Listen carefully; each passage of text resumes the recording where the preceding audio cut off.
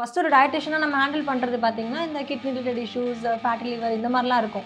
Disease conditions தான் ஹையாக இருக்கும். வெயிட் லாஸ் கேட்டகரி கொஞ்சம் இருக்கும். இப்போ வந்துட்டு ஒரு 80% வந்து வெயிட் லாஸ் தான் இருக்கும். லைகா புரொடக்ஷன்ஸ் சுபாஸ்கரன் வழங்கும் அனுபமா பரமேஸ்வரன் நடிப்பில் லாக்டவுன் உங்கள் அபிமான திரையரங்குகளில் வெற்றி நடை போடுகிறது. மென் ஆர் விமன் யார் அதிகமாக ஒரு வெயிட் லாஸ்க்காக வராங்க? உமன் தான் ரொம்ப அதிகமாக, அதுவும் எஸ்பெஷலி வந்து அந்த சுகர் கட் அப்படிங்கிற விஷயம் வந்து ரியலாக ஒர்க் ஆகுமா, இல்லை நீங்கள் சுகர் எடுத்துக்கிட்டாலும் வெயிட் லாஸ் பண்ணலாம் அப்படிங்கிற மாதிரியா? சுகர் எடுத்துக்கிட்டாலும் வெயிட் லாஸ் பண்ணலாம். அது பிரச்சனை கிடையாது. இப்போ இந்த மில்லட்ஸ் நிறைய எடுக்க ஆரம்பிச்சிட்டாங்க. அந்த ஒரு பேட்டர்ன் அதை ரொம்ப ரிலீஜியஸாகவும் ஃபாலோ பண்ணுறாங்க. அது அவசியம் தானா? இது ரொம்ப நல்லது தான். இப்போ எல்லாரும் கொஞ்சம் கான்ஷியஸாக கருப்பு கவனி சாப்பிடணும், அது சாப்பிடணும். ஆனால் இவங்க என்ன பண்ணுறாங்கன்னா, நான் ஹெல்த்தியான ஒரு லைஃப் ஸ்டைல் போகிறேன் அப்படின்னு சொல்லிட்டு ஃபுல்லாக மில்லட்டில் கஞ்சி மாதிரி தான் பண்ணி சாப்பிட்றாங்க. 1500 கொடுக்குறத நான் 1700 சாப்பிட்டா கூட எனக்கு பிரச்சனை இல்லை. இங்கே என்னன்னா எக்ஸ்ட்ரீமாக ஹையாக போகிறது தான் பிரச்சனை. ஸோ அப்படி நம்ம ஓரளவுக்கு ரஃபாக கால்குலேட் பண்ணிக்கலாம். இப்போ நம்ம காலையிலேருந்து மத்தியானம் வரைக்கும் கூட பண்ணிடலாம் மேம். அந்த சாயங்காலம் கண்ட்ரோல் பண்ணுறது தான் கஷ்டமே. ஐஸ்வர்யா கருத்தரித்தல் மையங்களில் குழந்தையில்லா தம்பதியருக்கு இலவச ஆலோசனை.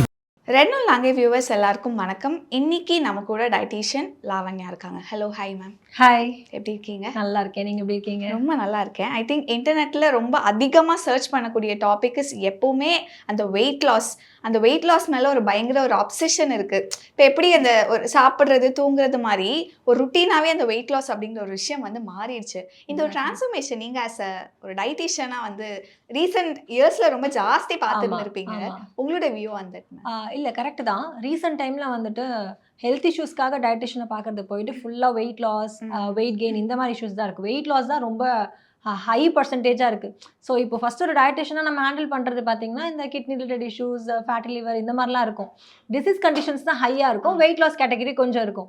இப்போ வந்துட்டு ஒரு 80% வந்து வெயிட் லாஸ் தான் இருக்குது. அது ஒரு பக்கம் வந்துட்டு மக்கள் கொஞ்சம் அவேர்னஸ் ஆகுறாங்க. வெயிட் லாஸ் பண்ணணும், வெயிட் அதிகமாக இருக்கிறது ஒரு பிரச்சனை அப்படின்னாலும் இவ்வளோ வந்து வெயிட் கெயின் இஷ்யூஸ் வந்துட்டு ரீசெண்ட் டைமில் ஆயிருக்கு அப்படின்றது ஒரு ஷாக்கிங்காகவும் இருக்குது. சரி, மென் ஆர் விமன் யார் அதிகமாக ஒரு வெயிட் லாஸ்க்காக வராங்க?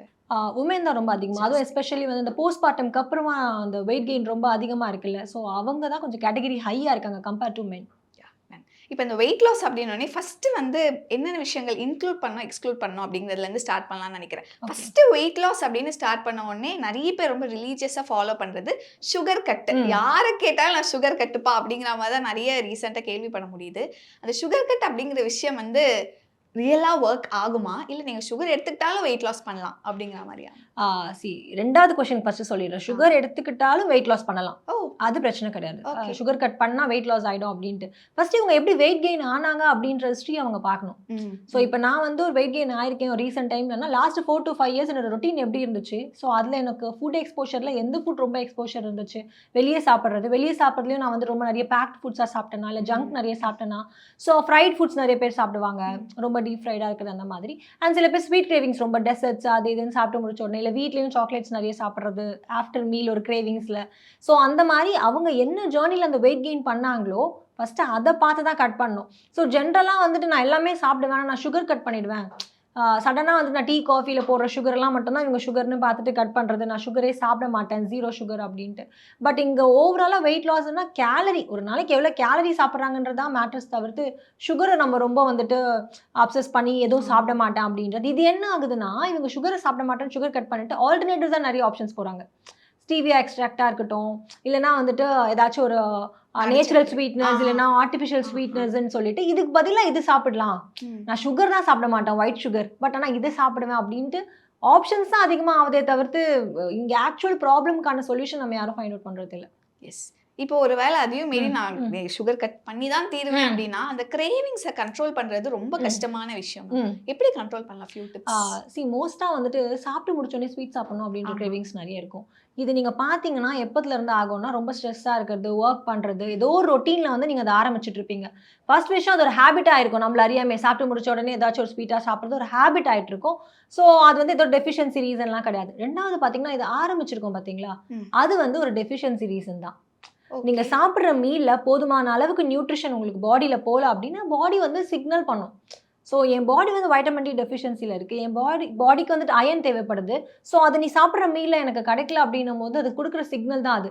நம்ம என்ன பண்ணுறோன்னா அது ஒரு பத்தலை, ஸோ நம்மளுக்கு என்ன பிடிச்சிருக்கோ அதை சாப்பிட ஆரம்பிச்சிடுறோம். ஆக்சுவலி ரூட் ப்ராப்ளம் என்னென்னா டெஃபிஷியன்சி. மோஸ்ட்டாக 90% டெஃபிஷியன்சி தான் ப்ராப்ளம், இந்த கிரேவிங்ஸ்க்கு காரணம். 10% என்ன நம்மள அறியாமல் அதில் ஹேபிட்டாக கொண்டு வந்தது. ஸோ ஃபஸ்ட்டு ஒரு பிளட் டெஸ்ட் பண்ணி ப்ராப்பர் உங்களுக்கு என்ன டெஃபிஷியன்சி இருக்குன்னு பார்த்துட்டு அதை ஃபிக்ஸ் பண்ணும் போதே நிறைய கிரேவிங்ஸ் கம்மியாயிடும். நிறைய பேருக்கு அந்த மாதிரி நடந்திருக்கு. ஓகே, அடுத்து சுகர் கட் பற்றி பேசணும். Next is rice. அந்த ஒயிட் ரைஸ் அப்படிங்கிறத டோட்டலாக கட் பண்ணிட்டு ஒரு வீட், இப்போ நிறைய பேர் அந்த மட்ட அரிசி, அந்த கேரளா ரைஸ் அந்த மாதிரி எல்லாம் அந்த ஒரு ஆப்ஷன் ஸ்விட்ச் ஆகுறாங்க. ஸோ இதை பற்றி சொல்லுங்க மேம். ஸோ அதான் இப்போ வெயிட் லாஸ் அப்படி பண்ண உடனே சுகர் கட்டு, அடுத்து வந்துட்டு ஒயிட் எல்லாம் கட் பண்ணுறேன். நான் ரைஸை வந்துட்டு உடனே நாளையிலேருந்து நான் ரொட்டீனுக்கு போக போகிறேன் அப்படின்னா அவங்க ஃபஸ்ட்டு கை வைக்கிற ஒரு ஃபுட்டு என்னன்னா ரைஸை கட் பண்ணுறேன், இட்லி தோசையை கட் பண்ணுறேன் அப்படின்ட்டு. நம்மளோட ஸ்டேப்லாம் நம்ம சாப்பிட்டுட்டு இருக்க ஒரு ரொம்ப நாளைக்கு ஃபேமிலி வைஸ் நம்ம அதுதான் ஒரு ஃபுட்டாக சாப்பிட்டுருக்கோம். அண்ட் நம்மளுக்கு அதுதான் ரொம்ப ஈஸியான ஆக்சஸாக இருக்க ஒரு ஃபுட்டும். இங்கே ப்ராப்ளம் என்னன்னா நம்மள அறியாமே கொஞ்சம் குவான்டிட்டி ஹையாக சாப்பிட ஆரம்பிச்சதும் அண்ட் மீலுக்கு அப்புறம் நம்ம சாப்பிட்ற எக்ஸ்ட்ரா ஃபுட்ஸ் எல்லாம் தான் ப்ராப்ளம் ஆக ஆரம்பிச்சது. It's not because only weight, like அந்த ஒயிட் ரைஸ் மட்டும் பிரச்சனை அப்படின்றது கிடையாது. ஒயிட் ரைஸ்ன்னும் போது உங்களுக்கு அது கேலரி ஹையாக இருக்குது. நம்ம ஊரில் எப்படி ஒயிட் ரைஸ் சாப்பிட்றோம், சாப்பாடு ஒரு குழம்பு, அதுதான் மேஜர். இப்போ பொரியலுக்கோ இல்லைனா வந்துட்டு ஒரு ப்ரோட்டீனுக்கோ பெருசாக வந்துட்டு ரைஸ்க்கு கொடுக்குற அளவுக்கு இம்பார்ட்டன்ஸ். ஸோ ஃபார் எக்ஸாம்பிள் இன்னைக்கு உங்கள் வீட்டில் வந்துட்டு ஒரு சாப்பாடு குழம்பு செய்கிறோம்னா இன்னைக்கு பொரியல் இல்லைனா கூட அவங்க சாப்பிட்ருவாங்க. பொரியல் தான் இருக்குது, ரைஸ் இல்லை அப்படின்னா அது ஒரு மீலே கிடையாது. ஸோ அங்கே தான் ஒரு ப்ராப்ளம் வர ஆரம்பிச்சுது. நம்மளுக்கு வந்து என்னன்னா அந்த ரைஸோட குவான்டிட்டியை கம்மி பண்ணுங்க அப்படின்னு நம்ம சொல்ல ஆரம்பிச்சோம். ஒரு பாயிண்ட்ல எப்போனா இந்த வெயிட் கெயின் வந்துட்டு ரொம்ப ஹையாக ஆக ஆரம்பிக்கும் பொழுது ரைஸ் கொஞ்சம் பிரச்சனையாக இருக்குது, ஸோ ஒயிட் ரைஸை கம்மி பண்ணுங்க, நம்ம ஊரில் அதிகமாக அதை நம்ம கன்சியூம் பண்ணுறோம் அப்படின்றது. அது போக போக எப்படி ஆயிடுச்சுன்னா ஒயிட்னாலே ஒரு டேஞ்சர், ரைஸ்னாலே டேஞ்சர், ரைஸை வந்து கட் பண்ணிடணும். இங்கே என்ன பண்ணுறாங்கன்னா ஒரு 10 நாளைக்கு ஃபுல்லாக ஒயிட் ரைஸே கட் பண்ணிட்டு ஒரு ரொட்டீன் போயிடுறாங்க. 11வது நாள் முடியாது. அவங்கள அறியாமல் வேறு விஷயங்களை கிரேவ் பண்ணுறது, சாப்பிட்றது. அண்ட் அவங்க யூஷுவல் ரொட்டீனுக்கு போகும்போது கஷ்டப்பட்டு குறைஞ்ச வெயிட்டும் மறுபடியும் கெயின் ஆகிடும். ஏன்னா வந்து இந்த பாடி ரொம்ப ஸ்டாவேஷன் மோடில் இருக்கும். ஸோ இவ்வளோ நாள் நீங்கள் கட் பண்ணி குறைச்சது வந்துட்டு உங்களை அறியாமையே அன்கண்ட்ரோலாக நீங்கள் சாப்பிட ஆரம்பிச்சிடுவீங்க கேலரி டிமாண்டில். ஸோ இது வந்துட்டு ஒரு கன்சிஸ்டண்ட்டாக பண்ணக்கூடிய ஒரு டயட் ப்ராசஸே கிடையாது. இப்போ இந்த ரைஸ் குவான்டிட்டி ஜாஸ்தி சாப்பிட்றோம் அப்படின்னு சொல்கிறீங்க, பிகாஸ் அந்த ஒரு ஹங்கர் டெஃபினட்டாக இருக்கும். ஸோ அதனால அந்த ரைஸ் அப்படிங்கிறது அதிகமாக எடுத்துக்கிறோம், இந்த ஜென்ரலாக வெஜிடபிள்ஸை ரொம்ப கம்மியாக எடுத்துருப்பாங்க. இந்த ஹங்கரை கண்ட்ரோல் பண்ணுறதுக்கு ஏதாவது விஷயங்கள் இருக்கு? கண்டிப்பாக. இப்போ நம்மளே வந்து பாருங்களேன், இந்த சண்டே டைமில் ஒரு நான்வெஜ் மீல் சாப்பிடும் போது நமக்கு ரொம்ப ஹெவியாக இருக்கும். நார்மலாக நீங்கள் ஒரு வெஜ் மீல் சாப்பிட்றதோட நான்வெஜ் மீல் வந்துட்டு நமக்கு ஒரு ஹெவினஸ் கொடுக்குற இந்த பிரியாணி இதெல்லாம். ஏன்னா நீங்கள் ரைஸ் சாப்பிடும்போது கூட ப்ரோட்டீனும் சேர்த்து சாப்பிட்றீங்க. ஓகே. ஸோ அந்த மாதிரி உங்களுக்கு வந்துட்டு இப்போ இந்த ப்ரோட்டீனாக இருக்கட்டும் இல்லைனா வந்து ஃபைபராக இருக்கட்டும், என்னென்னா அவங்க வந்து நம்ம வயிறை ஃபுல்லாக்குற கெப்பாசிட்டி கொடுக்குற ஒரு தன்மை இருக்குது. ரைஸ்க்கு அந்த மாதிரி கிடையாது. ரைஸ் வந்து நம்ம எவ்வளோ சாப்பிட்டாலும் அந்த கொஞ்ச நேரத்துக்கு வயிறு ஃபுல்லாக மாதிரி இருக்கும், திருப்பி அகைன் நம்மளுக்கு பசி இருக்கும், நம்ம சாப்பிடுவோம். ஏன்னா அது இன்ஸ்டண்ட்டாக டைஜஸ்ட் ஆகிடும்.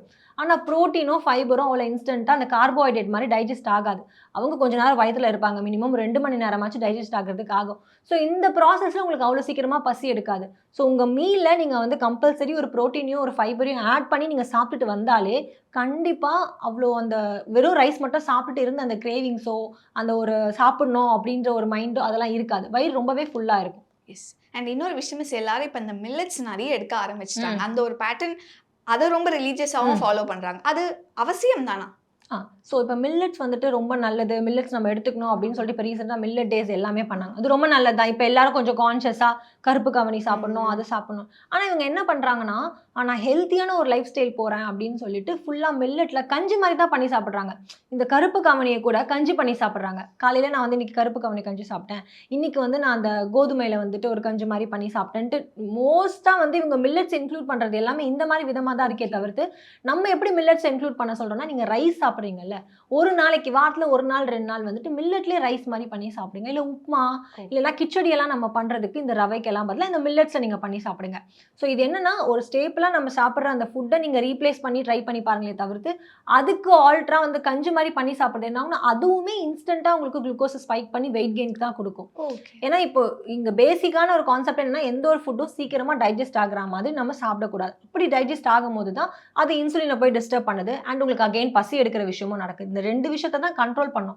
அப்போ நீங்கள் மில்லட்ஸை நம்ம எதுக்காக சாப்பிடணும்னு சொல்கிறோம்னா ரைஸை விட அதில் கொஞ்சம் நார்ச்சத்து கொஞ்சம் இருக்கும், கொஞ்சம் மற்ற நியூட்ரியன்ஸும் இருக்கும் அப்படின்னா நீங்கள் அதை ஹோலாக தான் எடுக்கணுமே தவிர்த்து அதை அரைச்சிட்டிங்க அப்படின்னா ஆக மொத்தம் அதுவும் வெளியில் ப்ரீ டைஜஸ்ட் ஆகிடுது.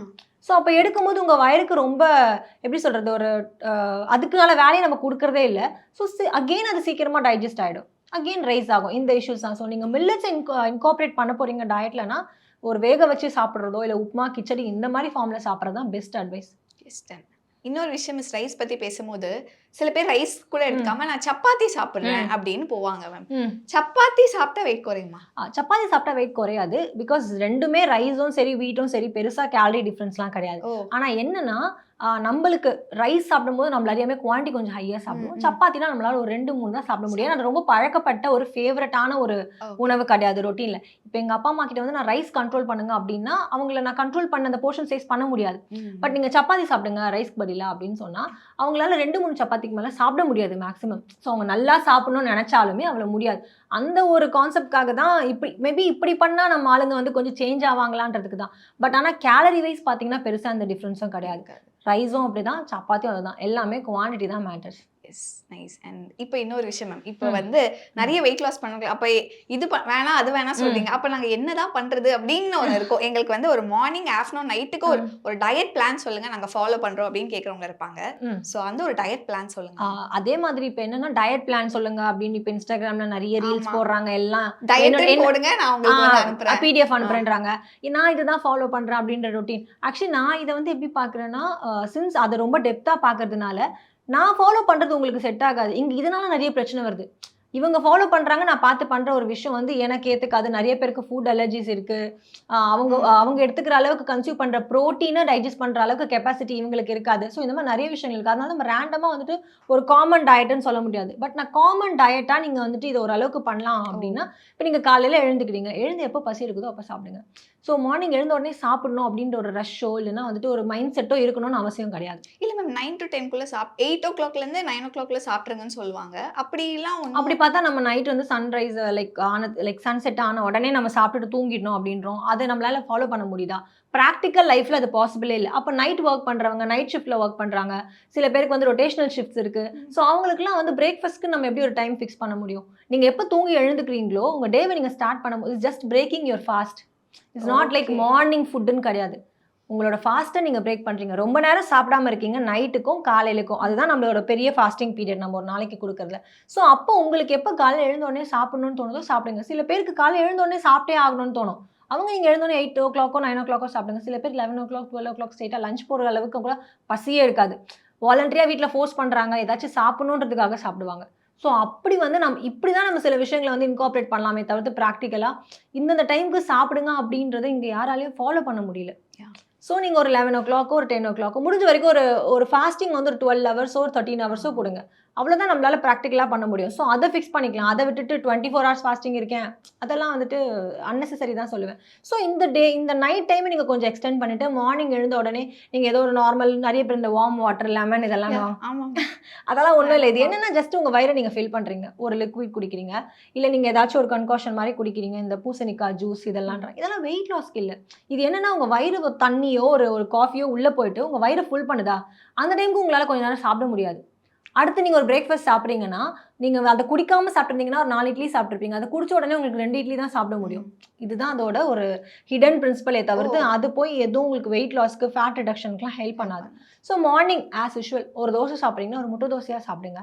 இல்லை நீங்கள் நான்வெஜ் சாப்பிட மாட்டீங்க அந்த மாதிரிலாம் இருக்குன்னா நம்ம அந்த மாவையே வந்துட்டு இந்த பயிரெலாம் இருக்குல்ல, கொண்டக்கடலை காராமணி இந்த மாதிரி பயிரில் நீங்கள் வந்து பேட்டர் மாதிரி பண்ணி கூட நீங்கள் ஒரு தோசையோ 2 தோசையோ மினிமலாக ஆயில் போட்டு நம்ம சாப்பிட்டுக்கலாம்.